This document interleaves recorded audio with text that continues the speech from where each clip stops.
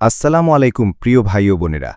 আজকে আমরা আলোচনা করব সালাত নিয়ে, যেখানে কথিত আহলে কোরআনদের সালাত সম্পর্কে করা মিথ্যাচারের জবাব দেওয়া হবে।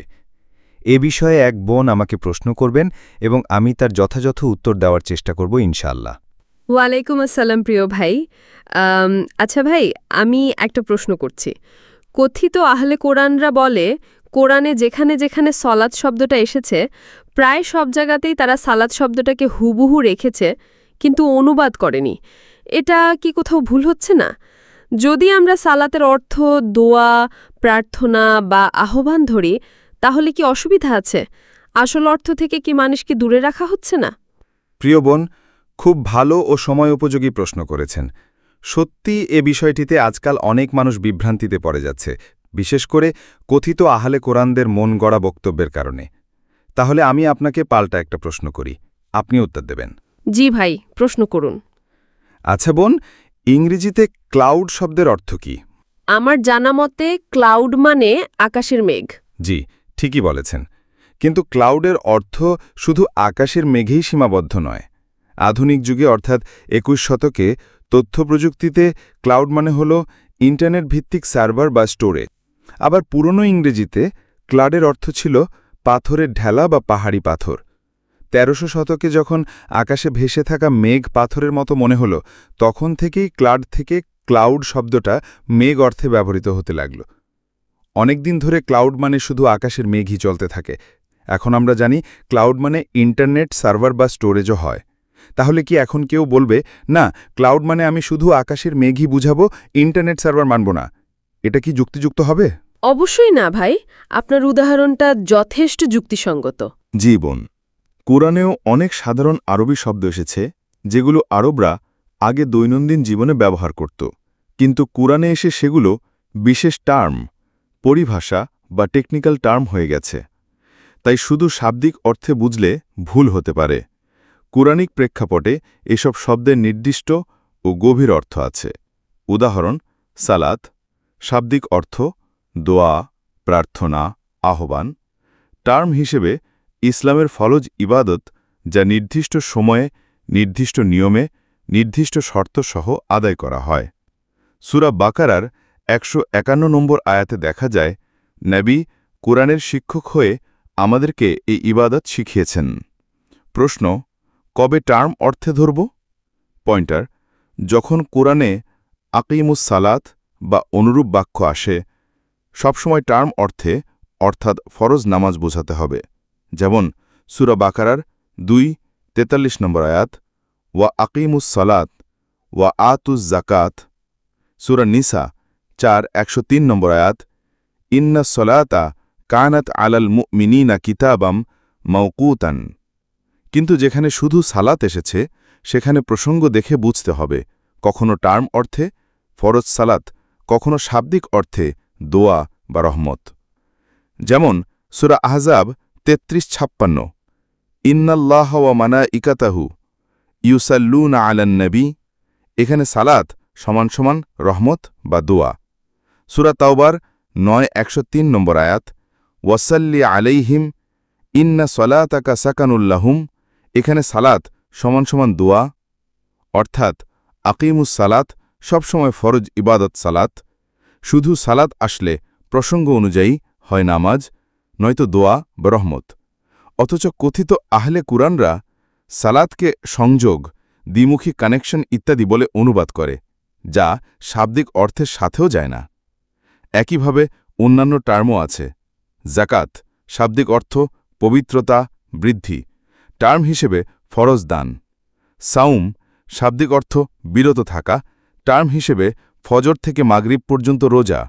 হাজ ঈমান, কুফুর, নাফক, ইহসান, রিবা, শিরক সবই শাব্দিক অর্থ ও টার্ম অর্থে কোরআনে এসেছে। এগুলোর সঠিক টার্মগত অর্থ আমরা শিখব কেবল কোরআনের শিক্ষক নবী মুহাম্মদ সাল্লাল্লাহু আলাইহি ওয়াসাল্লামের কাছ থেকে। মাশাল্লাহ ভাই, বিষয়টা আমি বুঝতে পেরেছি। কিন্তু আমার আরেকটা প্রশ্ন, কোরআনে সূরা আহজাব ৩৩-৫৬ আয়াতে বলা হয়েছে, আল্লাহ ফেরেশতারা নবীর উপর সালাত করেন, এরপর মুমিনদেরকেও বলা হয়েছে তোমরাও নবীর উপর সালাত পাঠাও। এখন যদি সাল্লু মানে শুধু সংযোগ ধরি তাহলে কি অর্থ সঠিক দাঁড়াবে? আর আল্লাহুম্মা সাল্লি আলা মোহাম্মদ বললে কি আমরা আল্লাহকে আদেশ দিয়ে ফেলছি না? খুব সুন্দর প্রশ্ন করেছেন বোন। কথিত আহলে কোরআনরা সাধারণত সালাতকে ওয়াসাল অর্থাৎ সংযোগ থেকে টেনে আনে, অথচ আরবি ব্যাকরণ ও লুগাত অনুযায়ী সালাতের রুট হল সোয়াদ লাম ওয়াও বা সোয়াদ লাম ইয়া, আর ওয়াসালার রুট হল ওয়াও সোয়াদ লাম। অর্থাৎ সোয়াদ লাম ওয়াও সমান সমান সালাত বা দোয়া বা রহমত, আর ওয়াও সোয়াদ লাম সমান সমান ওয়াসলা বা সংযোগ বা জোড়া লাগানো। তাই এগুলো এক করে ফেলা সম্পূর্ণ ভুল। যেমন কুতিবা মানে ফরজ করা হলো, আর কুবিতা মানে লাঞ্ছিত বা অপমানিত করা হলো। দুটো শব্দ দেখতে কাছাকাছি কিন্তু রুট ভিন্ন, অর্থ সম্পূর্ণ আলাদা। ঠিক তেমনি সালাট আর ওয়াসাল ভিন্ন রুট ভিন্ন অর্থ। বাহ, আমি ভেবেছিলাম দুটো একই রুট, কিন্তু এখন পরিষ্কার হলো আমাদের বিভ্রান্ত করা হচ্ছে। জীবন এখন দেখুন সূরা আহজাব ৩৩-৪৩ আল্লাহ বলেন তিনি মুমিনদের উপর সালাত করেন, অর্থাৎ রহমত বর্ষণ করেন। সূরা তাওবা ৯-১০৩ আল্লাহ নবীকে বলেন মুমিনদের জন্য সালাত করো, অর্থাৎ দোয়া করো। আর সূরা আহজাব ৩৩-৫৬ আল্লাহ বলেন তিনি ও ফেরেশতারা নবীর উপর সালাত করেন এবং মুমিনদেরও আদেশ দেন নবীর উপর সালাত করতে। অর্থাৎ মুমিনরা আসলে আল্লাহুম্মা সল্লি আলা মোহাম্মদ বলে আসলে আল্লাহর কাছে নবীর জন্য রহমত চায়। এখানে আল্লাহকে আদেশ করার কিছু নেই। মাশাআল্লাহ, খুব পরিষ্কার হলো। এবার আমার প্রশ্ন, আপনি বললেন কোরআনের কিছু শব্দ টার্ম অর্থ এসেছে, এর প্রমাণ কি দেখাতে পারবেন? অবশ্যই, উদাহরণ দিচ্ছি। সাওম বা সিয়াম, সূরা মরিয়ম ১৯-২৬ মরিয়ম আলাইহিসসালাম বলেন ইন্নী নাযারতুলির রহমানি সাওমা। এখানে সাওম মানে কথা বলা থেকে বিরত থাকা, কিন্তু সূরা বাকারা ২-১৮৩ কুতিবা আলাইকুমুস সিয়াম বলা হয়েছে। এখানে শুধু বিরত থাকা অনুবাদ করা হলে আয়াত হবে তোমাদের ওপর বিরত থাকা ফরজ করা হলো। প্রশ্ন হবে কিসের থেকে বিরত থাকা? কুরআন নিজেই ব্যাখ্যা দিয়েছে ২-১৮৭ রোজার রাতে স্ত্রীদের কাছে যাওয়া হালাল করা হয়েছে।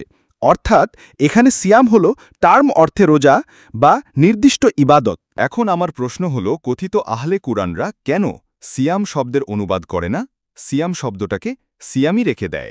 আসলে তারাও কিছু জায়গায় আটকে যায়। যেমন সূরা বাকারা ২-১৮৩ তারা যদি অনুবাদ করত বিরত থাকা ফরজ করা হলো, তাহলে ২-১৮৭ সাথে সাংঘর্ষিক হয়ে যেত। তাই তারা এখানে আরবি রেখে দেয়, কিন্তু সালাতের ক্ষেত্রে তারা ইচ্ছাকৃত বিভ্রান্তি ছড়ায়। কুতিবা, কুতিবা শব্দটা সূরা নিসার ৪-১০৩ আছে। এখানে কুতিবা মানে ফরজ। সূরা বাকারা ২-১৮৩তেও কুতিবা মানে ফরজ, কিন্তু রেজওয়ান মাহমুদের মতো অনুবাদকরা ২-১৮৩তে কুতিবায়ের অর্থশুলু লিখে দেওয়া হলো করেছেন, ফরজ বলেননি, কারণ তারা রোজার ফরজিয়ত অস্বীকার করতে চান। কিন্তু সূরা বাকারা ২-২৪৬ যেখানে যুদ্ধের কথা বলা হয়েছে সেখানে একই শব্দ কুতিবাকে ফরজ অনুবাদ করেছে। এটা হলো দ্বিমুখী অনুবাদ। যেখানে নিজের মতের সাথে মিল সেখানে সঠিক, আর যেখানে মতবাদের সমস্যা সেখানে বিকৃতি। এটাই আসল সমস্যা। জি ভাই, আলহামদুলিল্লাহ সবকিছু এখন পরিষ্কার হলো। জাযাকাল্লাহু খায়ের।